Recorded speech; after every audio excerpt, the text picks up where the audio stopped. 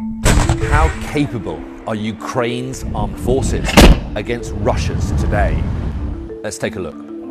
Ukraine has about 200,000 military personnel across its forces.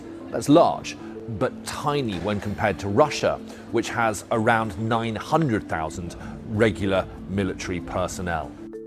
Ukraine, though, has around 900,000 in reserve. Now, those are people who have been trained to a military standard in the last 5 years. Again, though, they are dwarfed by Russia, which has around 2 million reserves. On the equipment front, the Russians are also in a much better position. The Russians are in a position to be able to mount a major military action in Ukraine any day now. They have more than 6 times the number of tanks as Ukraine, with 13,367 to Ukraine's 2,119. They have also almost 7 times the number of armoured vehicles as the Ukrainians, with 19,783 versus Ukraine's 2,870. And they have more than 3 times the amount of artillery. Those are large weapons like howitzers, cannons, mortars, many of them operated by crews. In the air, again, it is a similar story. Russia has more than 10 times the number of helicopters and fast jets. The Ukrainians do have over 400 surface-to-air missile launchers that could target aircraft, although this is still only a tenth of the number possessed by Russia. And Russia has an anti-aircraft missile system that many analysts say is the best in the world, the S-400. NATO call it the Growler. It uses long-range missiles to destroy airborne targets with a 400-kilometer radius. And it gives Russia a defense system against foreign aircraft.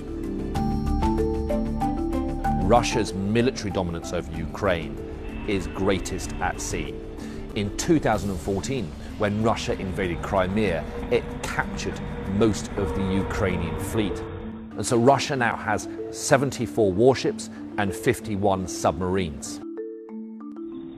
And it has experience using them in conflict. Russian warships have launched cruise missiles from the Caspian Sea against Islamic State targets in Syria. Hybrid warfare is something that Russia has mastered in recent years and would almost certainly be a factor in any conflict with Ukraine. So cyber attacks, for example, targeting Ukraine's national infrastructure. So Ukraine versus Russia is something of an uneven comparison. But the numbers do become more favorable, though, when you factor in NATO. We don't know what will happen, but what we do know is that Russia has amassed the biggest force we have seen in Europe for decades. NATO has said that it will not send in ground troops to defend Ukraine because Ukraine is not a member of NATO. Instead, they are giving assistance at arm's length.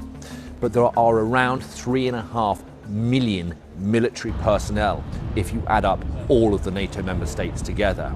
And so NATO against Russia in military terms is a far more even contest.